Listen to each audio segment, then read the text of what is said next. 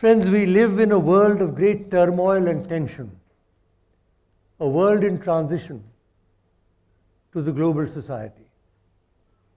Old structures are breaking down, new structures are struggling to be born, and several generations find ourselves precariously poised between a disappearing past and an indeterminate future.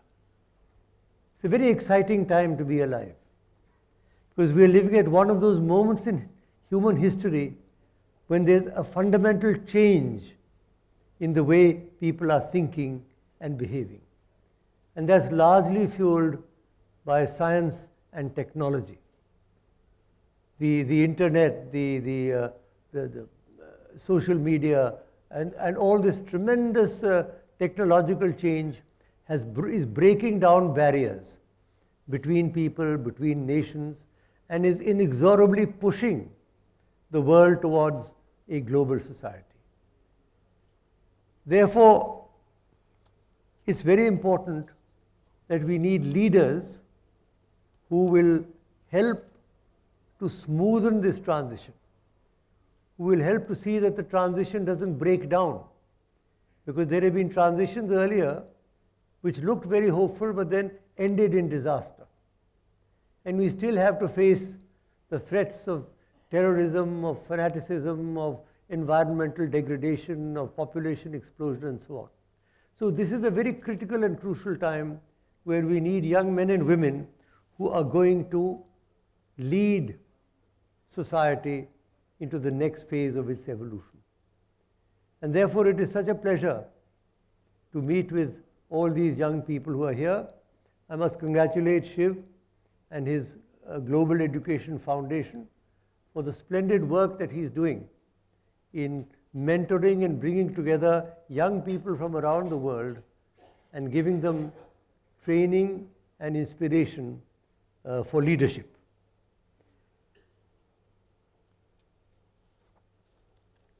He asked me on the telephone, he called me today and I said, what do you want me to speak on? He said, how to become a great leader. Now, I gave it some thought. It seems to me that there are two parallel streams that are involved. One is self-preparation, and the other is interiorization of a positive value system. Because you are all potential leaders, you're not leaders yet. But if you really want to become leaders, you've got to go through a preparation, a sadhana as it were. In our culture, you can get siddhas, but you have to do sadhana, you have to work for it. And it seems to me that there's a fourfold preparation that has to be done. The first, of course, is the body. Never underestimate the importance of the body. Sharira madhyam khalu dharma sadhana. The body is the basis of all dharma. And therefore, to build bodies, Vivekananda said, we need young people with muscles of iron and nerves of steel. To build your bodies when you're young. You can do it through yoga, you can do it through physical training, or you can do it through whatever, but you have to pay attention to your bodies. You have to learn how to breathe. How many people are taught how to breathe? Everybody breathes. But does anybody teach younger people how they should sit, how they should breathe? And the body, if you poison your body with alcohol, or with drugs, or with tobacco, or if you endanger the body through unsafe sex, you are the ones who are going to suffer ultimately. Nobody else will suffer. So if you want to be fit and well when you get to my age, you have to start now. You have to start now, you have to look after. The body is a marvelous mechanism. It's a result of billions and billions of years of evolution. And therefore it is always very painful to see people mistreating their body, either by overeating or by poisoning it in some way or the other. So the first preparation, I would say, is to prepare your body, because it is going to be a tough time ahead. The second is to prepare the mind. Ano bhadra kritavo yantu vishwataha. The Veda says, let noble thoughts come to us from every side. We must be receptive. It doesn't matter what you have learnt earlier. What matters is, do you have the capacity to continue to learn? All the physics, all the chemistry, all the geography, all the history that I learnt at school are totally out of date now. But I have still the capacity to learn. In fact, it will surprise you. I'm a pre-computer generation. I've written 20 books without once touching a computer. And on my 80th birthday, 2 years ago, somebody gave me an iPad for the first time. And I learned how to use it. It took me a little while, I must say. First of all, I couldn't put the Reggie thing on, and then when it was on, I couldn't put it off. But nonetheless, I finally mastered the secret. So now I play Scrabble with it, I play chess with it, I play bridge with it. There you are, I've learned something new. So the mind must be receptive, must be able to learn. And therefore I think it's tremendously important that you have a questioning mind. Please remember the Indic civilization and the Indic religions, Hinduism, Buddhism, Sikhism, Jainism, are based upon dialogue. Ours is a dialogic civilization. The high watermark of our wisdom are the Upanishads. The Upanishads are dialogues between the teacher and one or more students. Somewhat like the Platonic, the Socratic dialogues in the West. The Gita is a dialogue between Krishna and Arjuna. So the dialogic formulation of our civilization is tremendously important. Unlike the revealed religions where there's a text and there it is, you take it or leave it as it were, we can question. I can get up and, as I do, and make a speech on the Upanishads and say, this is my interpretation.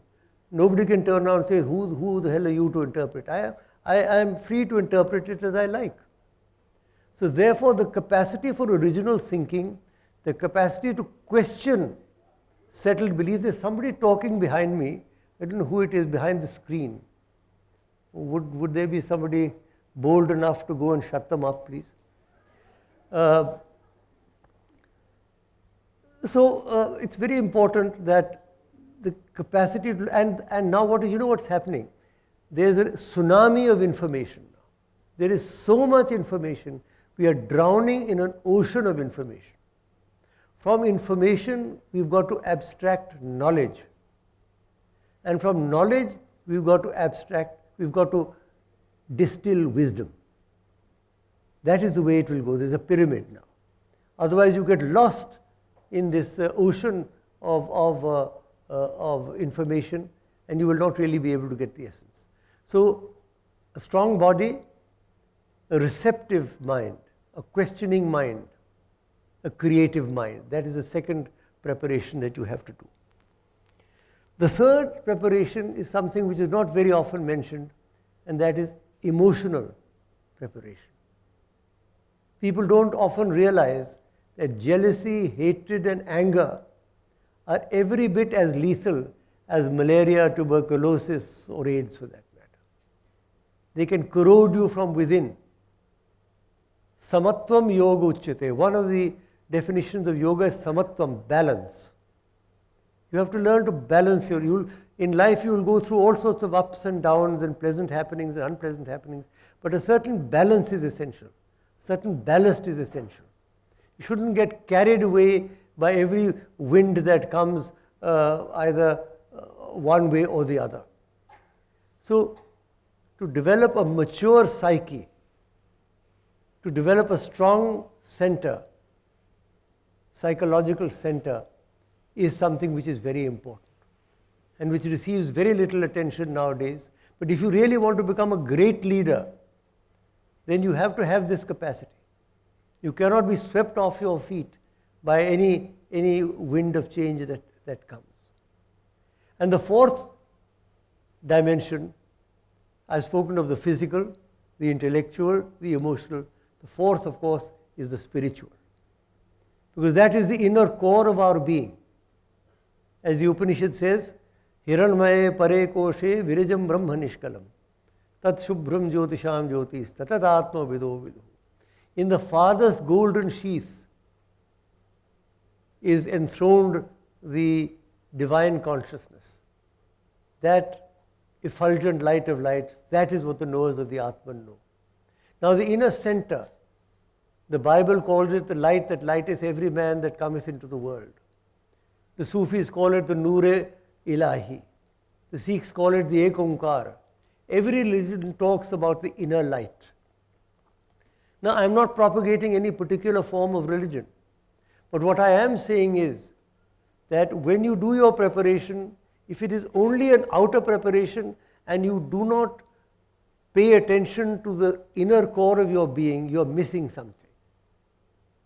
Life is not a meaningless journey from the womb to the tomb. It is an exciting possibility for spiritual growth and evolution. And that is something I think young people must remember. As you are growing, your inner center should grow stronger. We are living in an age of multiple identities. And unless we have a strong center, we become eccentric, we become neurotic. So a strong inner center around which then multiple identities can develop. Each one of us has multiple identities now. But in order to bind them together, we need a strong spiritual center. So the first set of points that I've made is that in order to become great leaders, you've got to have this fourfold sadhana: the physical, the intellectual, the emotional, and the spiritual. And these have to be done consciously. Unconsciously, everybody is doing it, I suppose, but consciously, you have to develop these capacities. Now, the second part I'd like to talk about briefly is what I call an interiorization of values. Values are desirable values, desirable modes of action and thinking and behavior.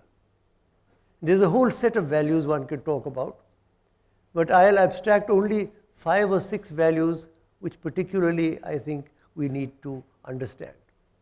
The first are family values.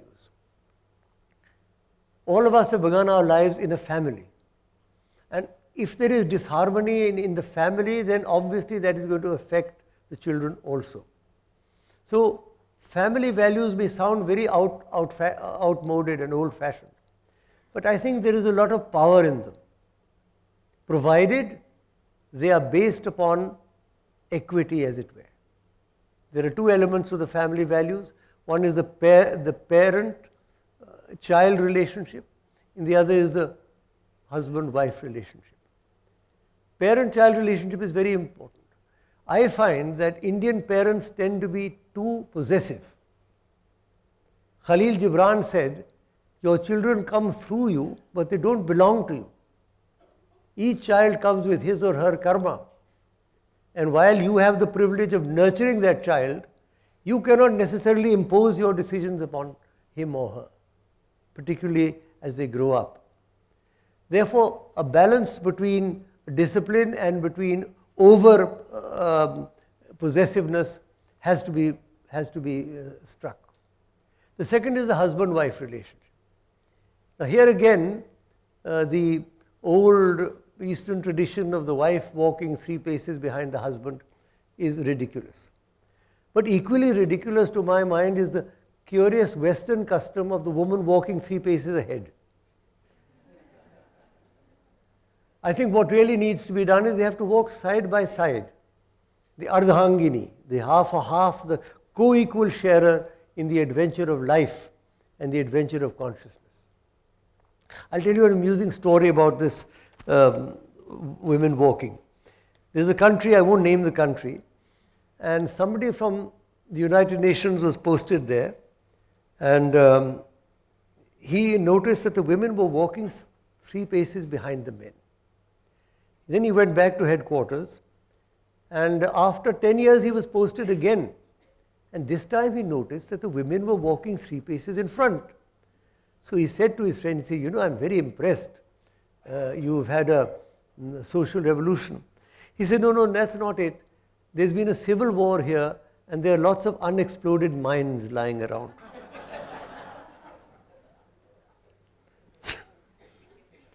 So that's not what we want. We want equity, we want equality, we want women's rights. The girl child must receive as much attention, if not more, than the male child. That is one of the great banes in India, the way the girl child is often aborted, or even when born is not given top priority. So that is very important in the family. So you have the parent-child relationship, you have the husband-wife relationship. Those are family values. The parents must respect the children must respect the parents. This idea that, curious Western idea that as soon as you grow up, you are thrown out of the house. And, I asked somebody in America, where are your parents? He said, the last I heard of them, they were there, and now I'm not quite sure where they are. It seems to be very strange, at least to us, that you don't know where your parents are. But nonetheless, I think this is a value, respecting the elders. Not necessarily agreeing with them, but giving them a certain amount of respect. The second is what I would call societal values. Societal values are really very simple things like punctuality, like cleanliness, like keeping your area. We are the biggest clutter bugs in the world in India. There's kachara everywhere. Because we take the kachara out of our house and throw it onto the road so that somebody else will clean it up. In the West, you could be a multimillionaire, but when it snows, you and your wife come out and shovel the snow away from your road. You don't have safai karamcharis there. Here we have got to get into the habit of looking after ourselves and our environment and keeping it clean. If there's any corner anywhere, you'll find it full of garbage. Whereas in Japan, if there's a corner, you'll find a little rock garden, or you'll find a little fountain or something. So the aesthetic sensibility, societal values, helpfulness, helping those who are left behind. Just because you are great leaders and you've got to the top, that doesn't mean that you can forget people who are on the bottom rung of the ladder. Not everybody is going to become a great leader. A great leader is one who fulfills his role in society. When Vivekananda founded the Ramakrishna mission, he gave them a very important mantra. Atmana mokshartham jagat hitaya cha. Work for your own salvation, but also for the welfare of the world. This obnoxious and insensitive display of wealth that we find in this country, in a country where there are millions still living on or below the poverty line, is absolutely unacceptable. So societal values are there. You've got to learn to help. You've got to learn to work together. You've got to learn to nurture the ones who are left behind. You've got to be clean. You've got to be punctual. Shuchir daksha, as the Gita says. Everything must be done to perfection. Not the sort of chalta hai philosophy, it doesn't matter kya fark padta. It's not correct. So the quest for perfection is tremendously important, particularly in a leader. Then there are interfaith values. Interfaith values are very important because we live in a world of multiple religions.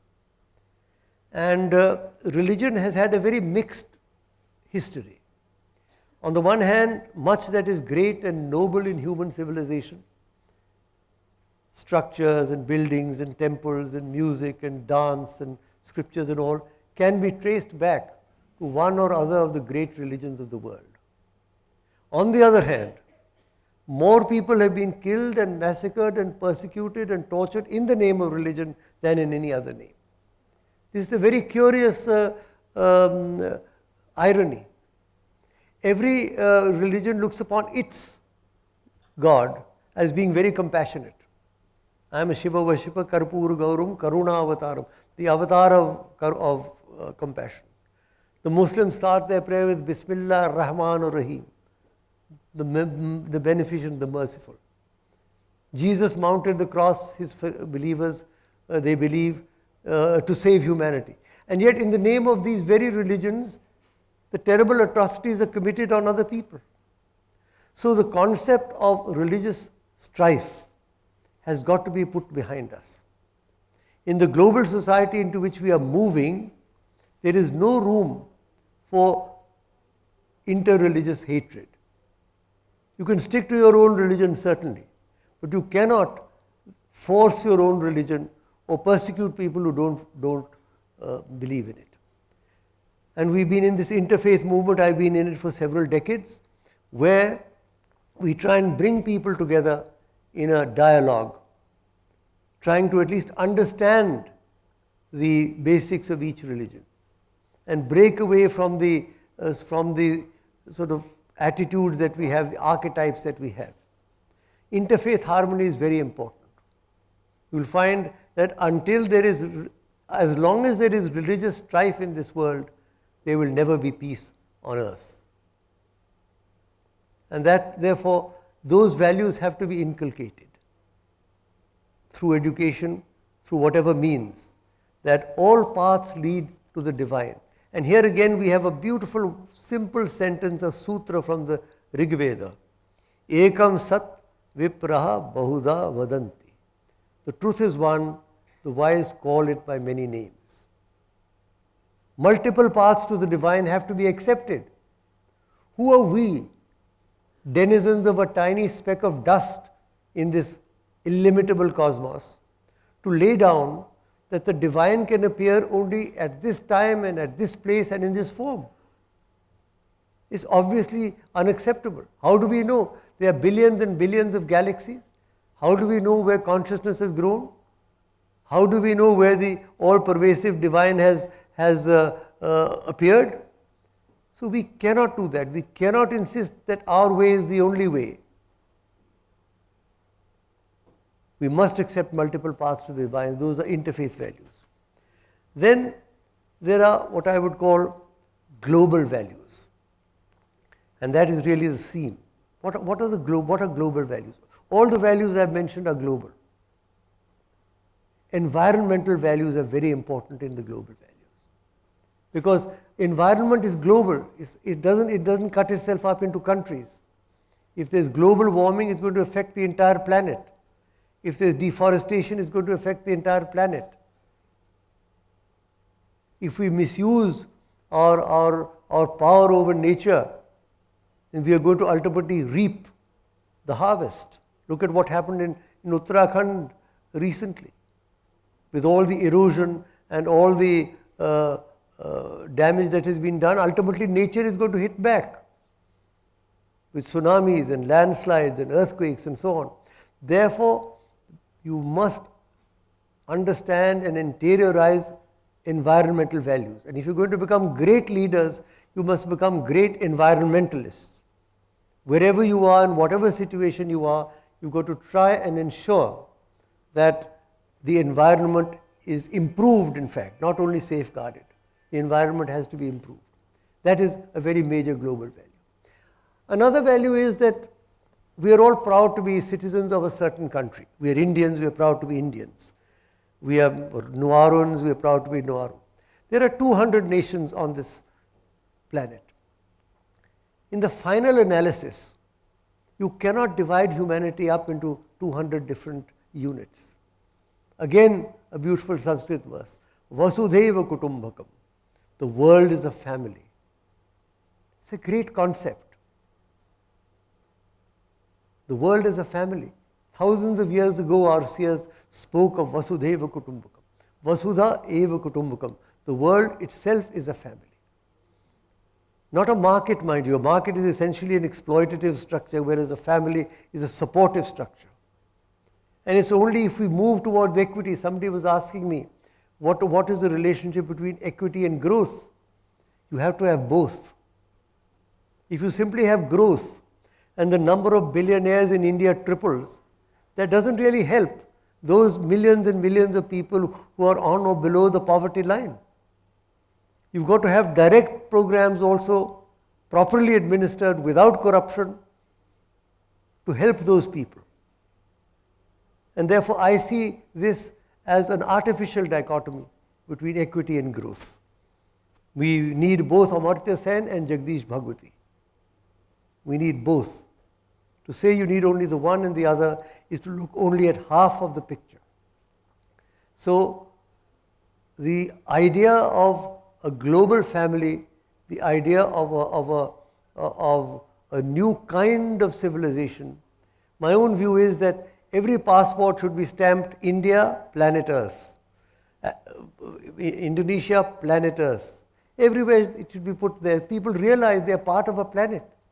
I'm a proud Indian, but I'm a global citizen also. I have as much interest in the welfare of New York as I do in the welfare of New Delhi. There also human beings live. There also you have people with their own aspirations. And so while nationalism is a great force, and at a certain period of time it has played a significant role in human evolution, I do believe that a time has come when nationalism has to be transcended, not negated, but transcended. When we have to realize that we have got a larger commitment to the global community and to the earth. And I'll end therefore with that, with bringing to your mind that beautiful image of planet Earth. The most beautiful photograph ever taken was the NASA photograph, you remember, of Earth. That is the first time. Ours is the first generation to see what the Earth looked like. No generation before saw that. Because you had to go out into outer space to be able to take that photograph. And on that beautiful photograph, let me superimpose the image of a goddess. You're all going to be great leaders, so you're going to be involved in a lot of money. And so the prayer is to Mahalakshmi. She is seated on a great white lotus. The lotus is born in the muck and the mire of the underworld, but comes out clear and glistening. She is dressed in glowing white, because that is the symbol of the higher consciousness. She is full-breasted and deep-naveled. She is the world mother. She is Bhavani Vasundhara. She is Gaia. Her eyes are like lotus petals, which in our iconography is the most beautiful shape for a woman's eyes. She is richly caparisoned.